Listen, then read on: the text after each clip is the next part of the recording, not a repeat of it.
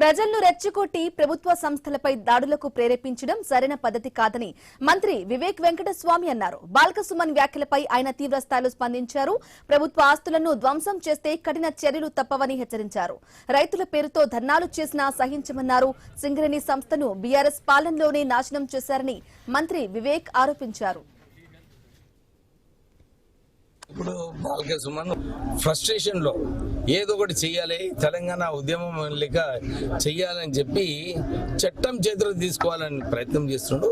చెన్నూరు ప్రజలకు అర్థమవుతుంది ఏది ఎవరు ఏం చేస్తున్నారు, ఏం పని చేస్తున్నారో. ఇంతకుముందు 10 సంవత్సరాలు ఉన్నప్పుడు సింగరేణి సంస్థని ఎట్లా వాళ్ళు పాడు చేసిన సంగతి ప్రజలందరికీ తెలుసు. అందు గురించి వారు ఏదైతే చట్టం ఉందో 10 సంవత్సరాలు చట్టం ప్రకారంగానే నడిపించింది కదా వాళ్ళు కూడా.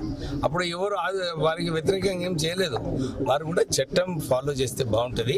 ప్రజాప్రతినిధులు అందరూ కూడా చట్టం ప్రకారంగా ఉంటే వారికి మంచిది, మనకి మంచిది. కానీ రాష్ట్ర ప్రభుత్వము ఎప్పుడు కూడా ఎవరైతే చట్టం వ్యతిరేకంగా పనిచేస్తారో వాళ్ళు వ్యతిరేకంగా జరూర్ కఠినమైన చర్యలు ఉంటాయి. వాళ్ళు జోరు మాది ఉందని చూపించాలనికే ప్రయత్నం చేస్తారు.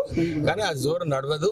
కేసులు 100 కేసులు అన్నాడు. అప్పుడు 2014 ఎలక్షన్లో 100 కేసులు అన్నాడు.